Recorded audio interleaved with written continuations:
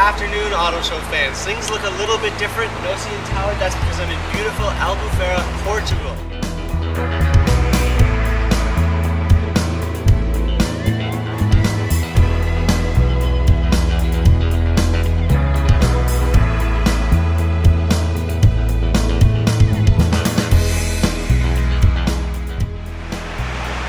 Remember when Dave and I did the episode on capacity and spacing? It's another issue here that you need to consider when you're renting a European car. Whoever you're booking with, may be your agent, as in your travel agent, or you're booking directly with a rental office here, in this case in Portugal, make sure you tell them how much space you need. This little car behind you, which happens to be an Opel Astra, equivalent to a Saturn Astra, is considered a medium car here. By American and Canadian standards, this is not a medium car.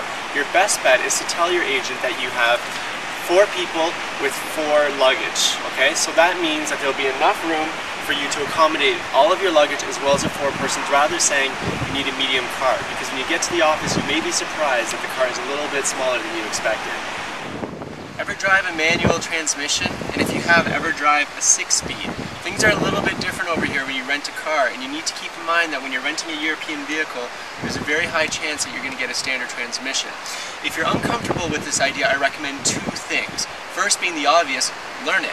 It's not too difficult, and it can probably be done over a weekend with maybe a friend or family member that knows how to drive standard.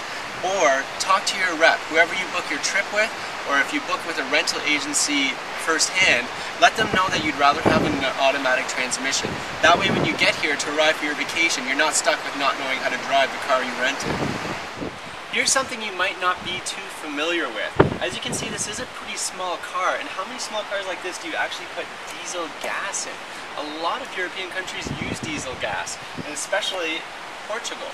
This little guy, make sure when you're taking it to the petrol station in this case, that you're putting the right gas in this. If you put just normal gas in this and the non-diesel type, you may be pushing this back to the rental agency.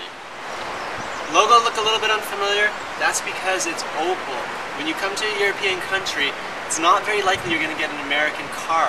However, there are a few Fords on the lot that I can see, but be prepared. You're probably going to get a chance to drive something a little bit more foreign. You see a lot of Peugeot, a lot of Citroën, and Opel.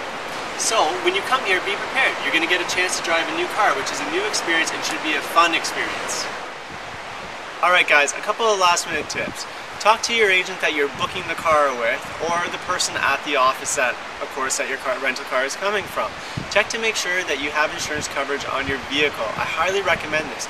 That way, if there's any bumps, bruises, or worst case scenario, an accident, you know that the vehicle is covered.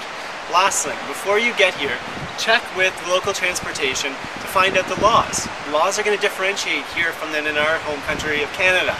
So make sure you check that before you leave to make sure you're abiding by all laws.